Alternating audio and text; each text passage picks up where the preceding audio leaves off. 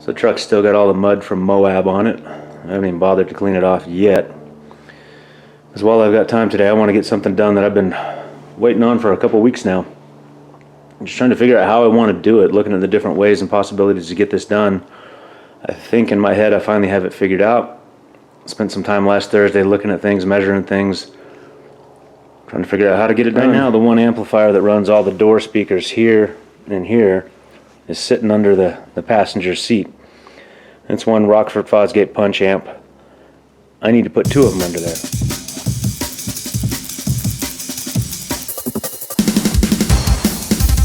So here's what I've been running for years now. A P600 x4 that runs those speakers. 6x9s in the back or run off the deck, and that's perfectly fine for now. Someday I might change that. As you can see, exhaust is in the way, or else I would put studs up through there too. So I've got the bolts run up like studs from the bottom side. Ground goes to that bolt.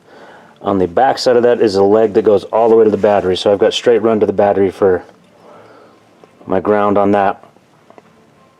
I'm gonna have to play around with speaker wires and things like that. Alright, here's what's going in. So I have a 600 x4, a 300 x2, and that 300 x2, this is the fun part about Rockford Fosgate. Look at their birth sheets. This thing actually rated at 435 watts, and that's on 2 ohms. I'll have to see how I'm wiring this one. I might be more close to 247 on 4 ohms. I'd have to look at my Kenwood and see exactly what it is, because I am simply going to bridge them here and here. I'm not playing any games. It's a single coil, so it's only got 2 ports on the, or 2 power ports on the speaker, bridged here. I'll be good to go. Which I think that means I'm just doing 4 ohms, so 247 watts, plenty for me. Plenty for me. 200 watts nominally, probably. This has been great on the other door speakers, so this will be great on the subwoofer. Size difference is obviously being twice as big, more channels. This is almost half the size. So that's where my, all my shenanigans here are going to get fun. I've got to make sure it fits.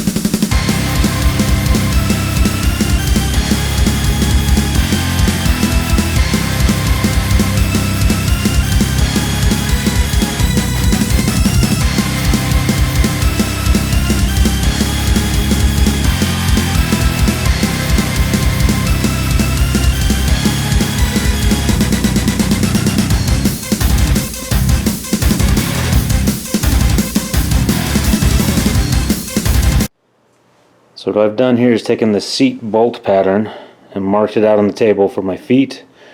Now I've got to start building the structure of the rack. Since my table's coated in a lot of black bed liner, I use a silver marker to put those dots in there, make sure I've got the measurements. That's the racks of the seat themselves going that way. This will be the space underneath in which I'm going to build. So a silver marker is what I need. I'm jumping all over the place, but yeah. Basically marking it out, and then I'm going to start tack welding pieces together to get what I want out of this. But very handy to mark it out on something and make sure you're staying within where you're at. I have over drilled these holes because I expect some things to twist and weld, warp and buckle. I'm using a lot of what I've just plain got around. I wish I had some 2-inch. I've got 3, but the thing about this 3, it's 3/16 inch thick, so it's thicker than I want, heavier than I want, but that's going to lend itself to drilling and tapping, which will be nice to put some M6s through this to hold my amp down. So we'll see how that works out for me.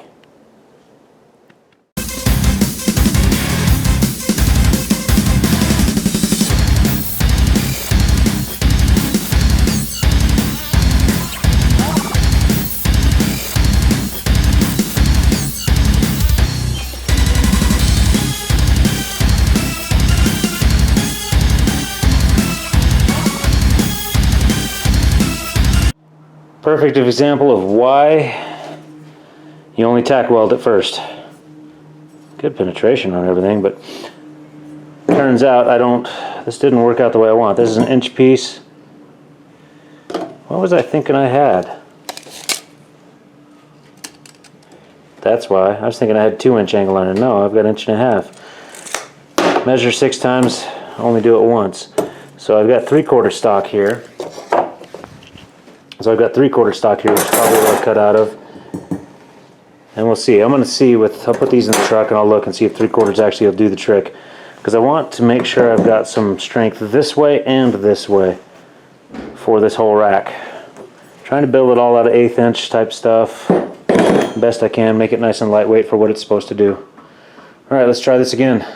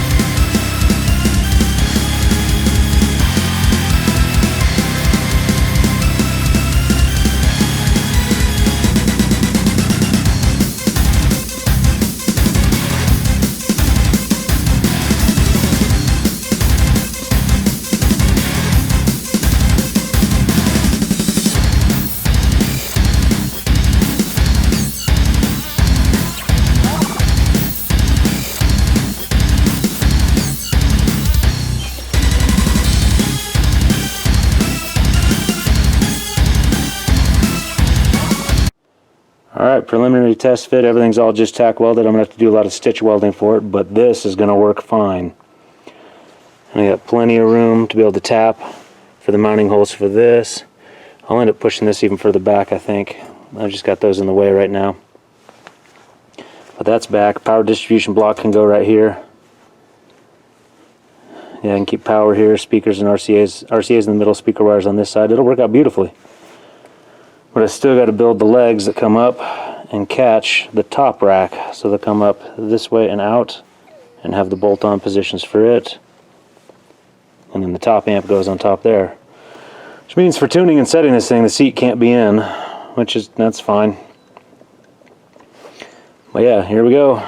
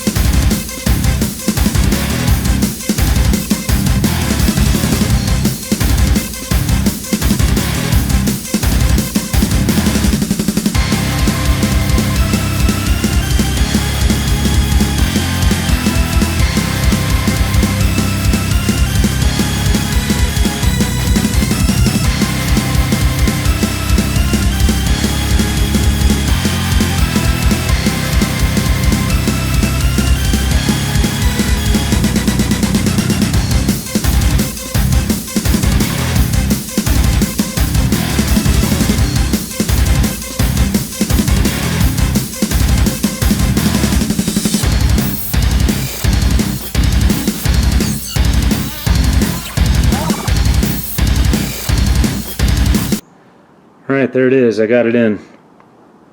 It fits under the seat. Probably about a 1/2 inch clearance on the top between the cushion and everything, the mechanisms, all that kind of stuff. So should be just enough for airflow. I like having it here at the front seat because all of the air conditioning that goes from the under here ends up cooling off the amps a little bit better too. In case you haven't seen my previous videos on the build, I use I've turned it into a stud. It would be a bolt from the factory, but I ran a bolt up from the bottom, so it's more like a stud. I use that as my ground. In my 93 Suburban, that was sufficient to use the factory bolt. This one, it didn't seem to be, so I actually have a leg running on the underside of the truck from that bolt turned stud all the way back to the battery up front. And so that gives me my ground. System operates beautifully. It's doing what I want to do. I've tuned it by ear. I don't have all the equipment and tools you need to actually tune it totally and electronically complete and total. But it's there. It's doing what I need to do. And it does not take any more space up than I've got in this truck because I got to stuff things under every single seat. Now, you can say from the start that yes, it would have been easier to get a 5-channel amp and just bolt that down in the place of where the 4-channel was. Absolutely would have been easier. But it was just a couple $100 to get another 2-channel amp, bridge it, and to run that 10-inch that's in there. So that's what I've done. A little bit of steel work. Pretty much everything in here is just things I've had on hand, years of stereo builds that I've done, steel scrap around, pretty much angle iron and flat stock that I've got. All just stuff I had on hand, 1/8 inch and 3/16 inch stuff on hand.